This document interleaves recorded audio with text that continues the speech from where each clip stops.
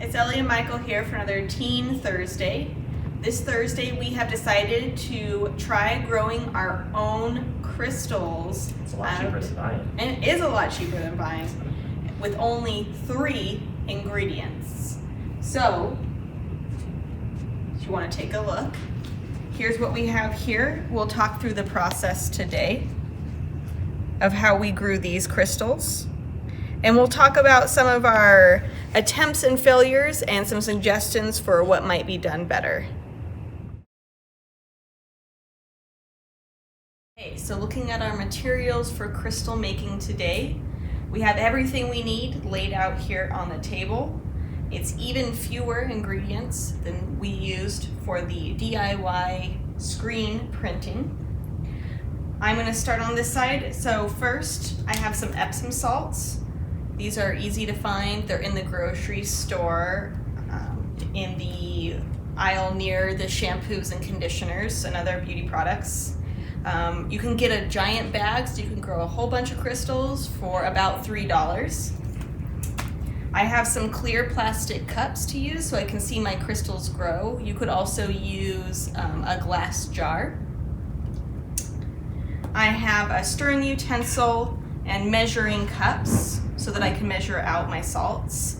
I have something called Alum. You can find it over with the spices. It's about $4. It's just another type of salt. I have my food coloring, my other measuring utensils. I have some pipe cleaners so that I can make some cool shapes to dip into my crystal solution. And last but not least, I have a container that can create hot water because your crystals, as you'll see, we need to mix a solution with hot water. We are using an electric kettle today here at the library, but if you didn't have access to this, you could also use water warmed up in the microwave or water boiled in a pot on the stove.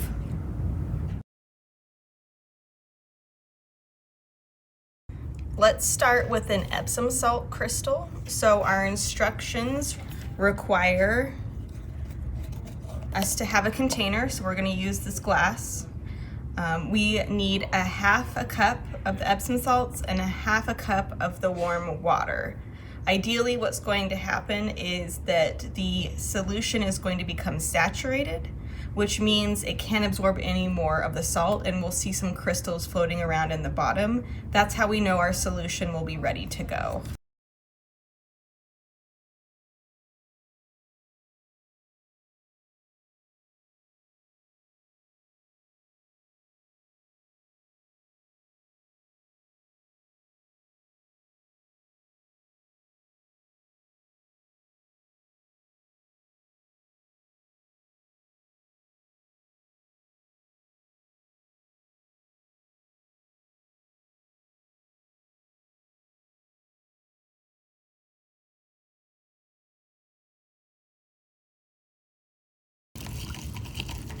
All right, so now that your solution is all mixed together, I can see that I have a few crystals floating around in the bottom.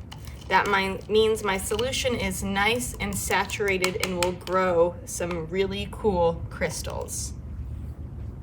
An option that you can also do, you can either grow crystals or you can add something for the crystals to grow on. We have been using pipe cleaners, but you can also use string, fishing wire, metal, anything that the crystals can grab to.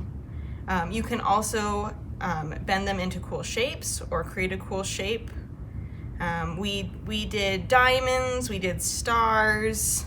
You can do anything that you would like to do. You can do a fish hook. And then all you need is some sort of straight utensil, pencil, pen, even another pipe cleaner if you have it, and you can hook it through, and you want your pipe cleaner to just be dipped in the solution.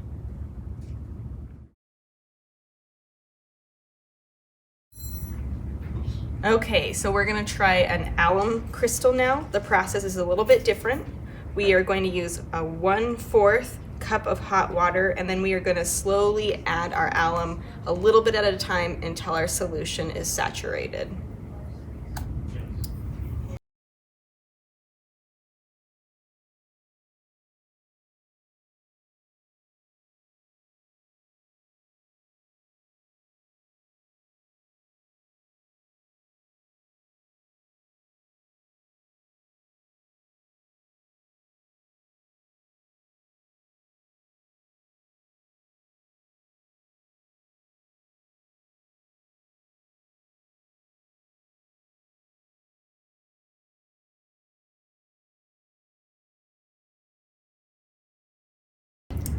Now that I have my alum solution already, I see crystals at the bottom of the glass.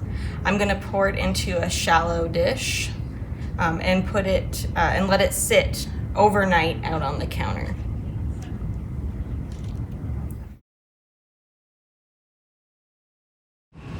With my Epsom salt solution, I'm going to put it in the fridge overnight along with my other solutions from earlier today.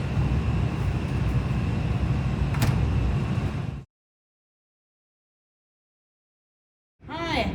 As a bonus, Michael and I also decided to make some rock candy. So we are going to show you the steps of how you can make your own delicious treat.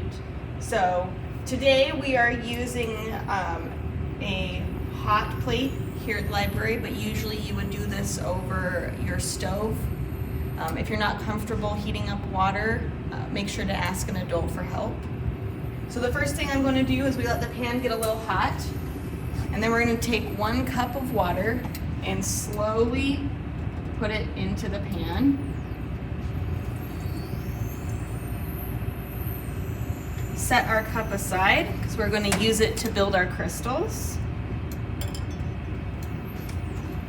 We're going to let the water heat up a little bit.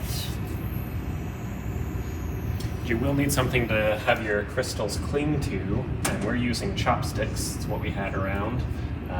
Probably one of the best things, I would think, nice and thin. Or if you had some like long toothpicks or skewers, those would work as well. Okay, so this recipe calls for 1.5 cups of sugar. So we have our sugar here.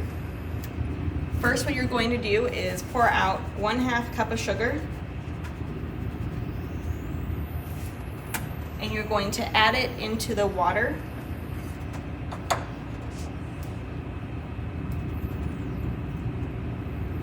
And you're going to stir it gently until the sugar starts to dissolve.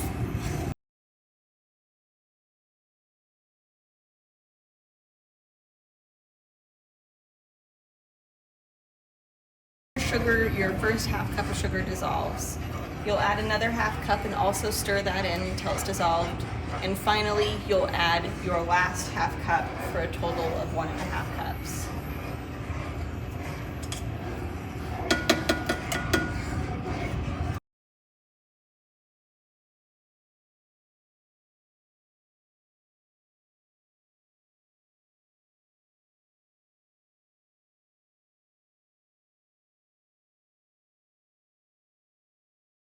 Okay, so you want to bring your sugar solution to a boil, constantly stirring so that your sugar doesn't burn.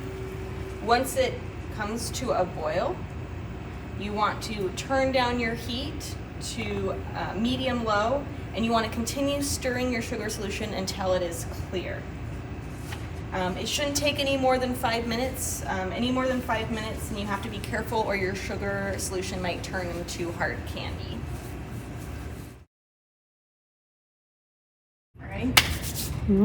Okay, once you've allowed your pan to cool and your sugar solution to thicken, you're going to pour your solution either into 1 jar, 2 jars, however many jars you'd like.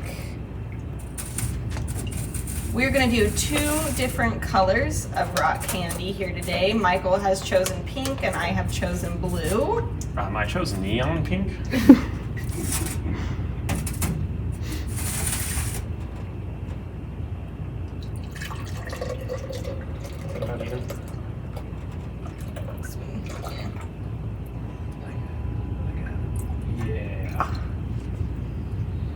Okay, so you want to add about 5 or 6 drops of food coloring.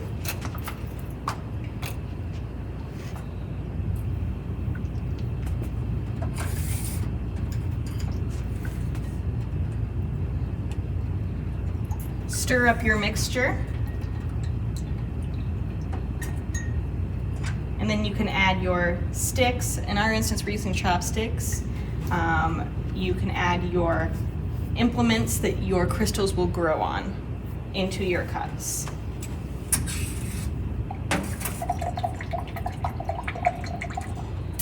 It's not very neon pink.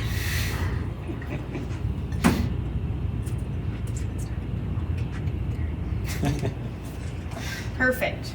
Yeah. Let's see. Oh, this might stay. There we go. Okay.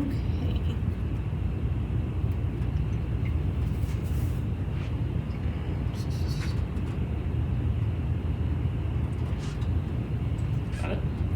Well, it says once the sugar solution is cool. So we didn't do. Once it's cool. Then you put the sticks in. Oh. Why would it matter? I don't know, but You okay. could just let it cool with the sticks in there. Okay. We're so bad. I told you to read ahead. There's so many instructions. Okay. Okay. Once you have your 2 solutions ready to go, you will need to put them in a place where they won't be disturbed for several days. And what you're going to do is, as the crystals grow, you're going to check on your candy every other day until you have your desired size of crystals. That's everything. Should be. Oh. Okay, let me do that. Let me do that part again so I can read. Okay. Once you have your candy ready, We could tell them that we let it cool and now we put the sticks in. yes. Now that we have let our sugar solution cool and we have put in our candy sticks, we are going to find a safe place to put our glasses and let them sit for a few days. You'll want to check on your candy every other day and gently stir your sticks to break up the large crystals that form on the top. And after about a week, you'll have a delicious treat. Here is a result of our alum solution. We've got some nice seed crystals, which means that if we take one of the crystals and we wrap it up and put it back into a similar solution, that we can continue to grow the size of these crystals. And then Michael and I had a little bit more trouble with our Epsom crystals. You can see we grew a little bit right there, but not quite as much on the submerged star. We're guessing that probably what we needed to do was get the water up to a boiling temperature instead of just a very warm. So if you try this project, see if bringing your water to a boil before adding the salt will help your crystals grow. Additionally, we refrigerated the crystals for about 14 hours instead of around 8. So you might give it a try refrigerating for a less amount of time and then leaving it out on the counter at room temperature for a little bit longer. All right, that was us, Michael and Ellie, for another Tween Thursday. We will see you next week with another fun project. Thanks for joining us.